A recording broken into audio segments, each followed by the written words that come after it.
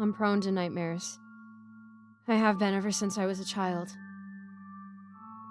But while others have different nightmares each night, I suffer from the same recurring dream that comes to me once every year. The dream always starts out the same. I'm in the courtyard of a large castle. The first time I had the dream, I remember the experience being tranquil, of enjoying the rose bushes beneath the silver moonlight and noticing the crisp cool of the night air mix in sweetly with the scent of the flowers. I must have only been 4 years old at the time, but I enjoyed the scene as deeply as though I were much older. But in subsequent dreams, the sight of rose bushes would come to haunt me, for each time I saw them and the marble steps of the walkway, I would know at once what was to follow and would begin to search the courtyard frantically for who I next expected to see. She doesn't always appear in the same place each time. At times, she would be lurking behind the statues in the courtyard, and other times I could see her up on a faraway balcony. But most often, she appeared walking down the corridor that ran along the perimeter of the courtyard, from between the rows of arched columns. Every time I saw her, there was a ping of recognition, as though she were familiar to me. She was hauntingly pale and wore a white gown that appeared almost fluorescent. Beneath her eyes, she bore the dark rings of smeared mascara, though her face was emotionless as she walked with the calm cool of a person whose mind was well and truly made up. Spots of blood stained her white dress. Seeing her always sparks a panic in me. I feel an overwhelming need to know where she is going. In each dream, I chase after her.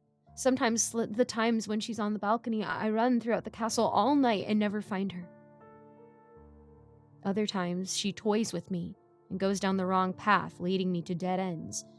But in the dreams where she walks down the courtyard corridor, I feel a leap of excitement, for those are the dreams that I find the most success in following her. She always leads me through a door at the end that passes through the servants' quarters, with its rows of closed doors. At the end is a fork. She always turns left. The first right, she was nowhere to be seen around the corner, but in subsequent dreams, when I run a little faster, I catch a glimpse of her white gown slip through a side door and up a service stairwell. She then travels down a hallway that overlooks the outer castle. My first time up, I lost her by being transfixed by the marble cliffs of the coastline and the inky black sea beyond. But I have since learned to ignore the landscape and sprint down the hall as fast as I can, for at the end, I always come up to a wooden door with an iron ring handle that is bolted shut. I never make it in time before it closes. Sometimes, when I am quick, I catch a glimpse of the door being shut, but then I hear the thud of it slamming into its frame and the click of the bolt sliding into place. And that is how the dream always ends. It wouldn't be such a bad dream to have if it weren't for the overwhelming sense of dread that prevails throughout. I'm always infected by a horrible desperation to make it to the woman in time, and a great sense of worry of what should happen if I don't. But what makes it most unbearable is the feeling that after all these years of having the dream, I am no closer to finding out the mystery of the locked door. The dreams don't always come in set intervals, and in fact have become less frequent with time. Each time the dream doesn't happen for a while, I wonder if I am at last over this strange childhood fixation of mine. And then one night, when I close my eyes, I'll see the silvery rose bushes, and I am once again reminded of the task that I have not been able to complete in 24 years of trying. I've never been able to put together who the woman is. She looks like no one I've met before, and no amount of travel has led me to a castle quite like the one with the glistening marble courtyard. But in the last year, the dream did not come at all. Nor did it the year before, in fact. I realized that I was now 2.5 years free of seeing that ghostly woman. But knowing that brought me no sense of relief. It felt like something unfinished, and I was beginning to think that not knowing the mystery of that room was much worse than whatever horrible secret lay inside. I am now a school teacher, and for 4 years have been teaching a class in history at St. Augustine's. One summer, while on vacation, I took a trip through the rural parts of Scotland. It was there, in the small town of Amish, that I came across a newspaper on a nearby stand. On it was a photograph of an automobile collision with the headline, "Woman Killed in Roadside Disaster." I read on. On Thursday the 22nd at 8:32 p.m., police were called to the scene of a highway accident along the M8. A young woman believed to be en route to her wedding was found dead. I stopped there, for there was an eerie feeling of recognition that came over me. The paper went on to say that she had been speeding along a cliffside road, and when she failed to make a turn, her car smashed through the guardrails and fell 100 meters down to the stony coastline. There was no mention of a name. I'm not nosy by nature, but I was filled with an overwhelming desire to know more. I scoured the paper for any mention of a wedding, and when I didn't find one, I asked the man at the stand for a copy of last week's paper. It was there that I found a mention. Come to the wedding of Eva and Franklin Geller this Thursday at 9 p.m. There was an address, and when I asked the man about the location, he told me that it was the spot of a popular tourist destination, the Castle Amsgard. I got back in my car and drove as quickly as I could. It was dusk by the time I arrived. As I neared, I recognized the white cliffs of the coastline with a small dirt trail running parallel that led to the foot of 2 massive doors. The Castle Amsgard rose as high as the early stars on the evening sky, with its ivory towers and face of marble white. My heart was thumping as soon as I saw it. I had to try to control my breathing, for I knew deep in my bones that this was the castle from my dreams. There were several cars parked outside. People were packing away tables and streamers. When I arrived on the lawn, an elderly woman looked up at me and said, "The wedding's off."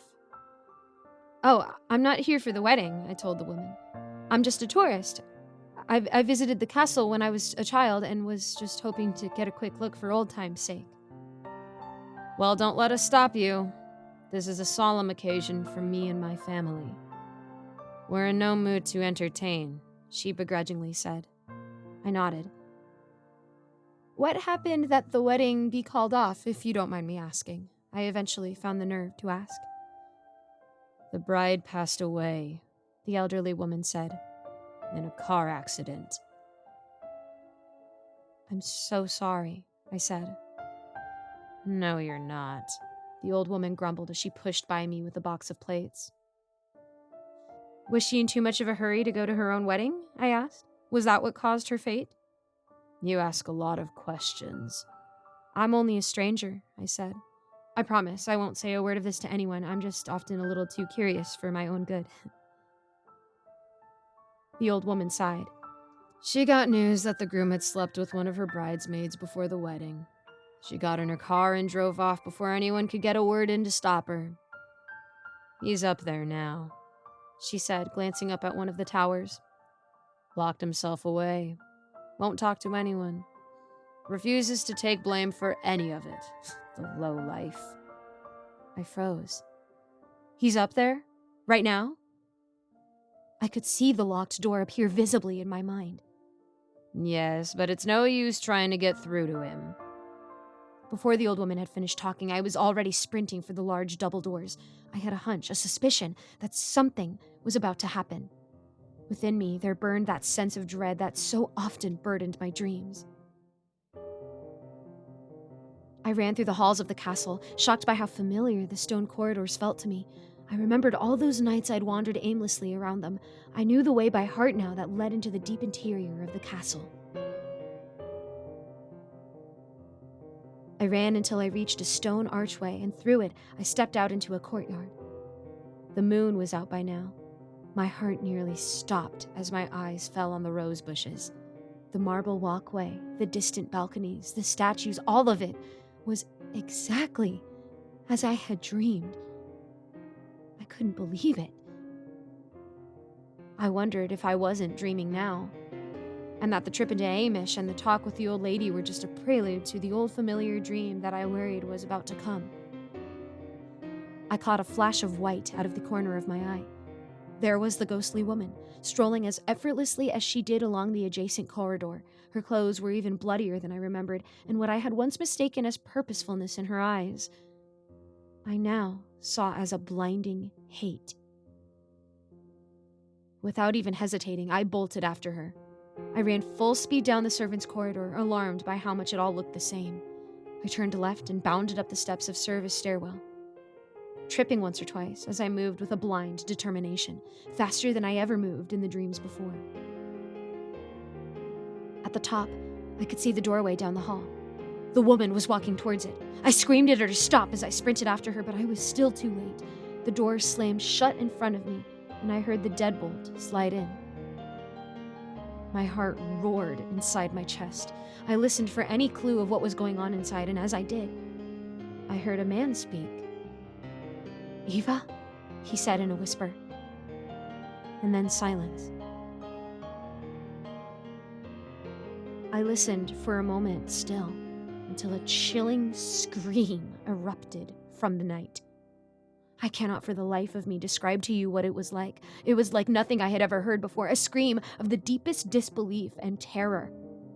A scream that I myself might have had if I'd seen the white woman in her bloody dress for the first time, looking at me with those scornful eyes.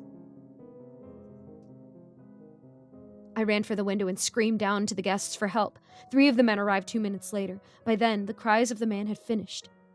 There came no more sounds from behind the door. We found a nearby stone bench, and the 4 of us used it as a ram to break down the door. Inside, we found a small study with a writing desk, a knocked-over stool, and pages lying all around. From a rope in the center of the room hung Franklin. His eyes were bloodshot, his skin a ghostly pale, and his face was contorted into an unending shriek, the image of which will be burned into the back of my mind for as long as I should live. There was no sign of the woman. The family were in shock, and no one could guess how I would know what would be in the room. I didn't tell them about the bride. I left not knowing how to feel about the mystery that had taken up so many years of my life, and why it was I who should receive the unearthly warning. I have since come to discover that I am of a distant relation to the Gellers, and I wonder if it was not some long-forgotten bond that had foretold me of Franklin's demise. Though what I was supposed to do with that prophecy, I may never know.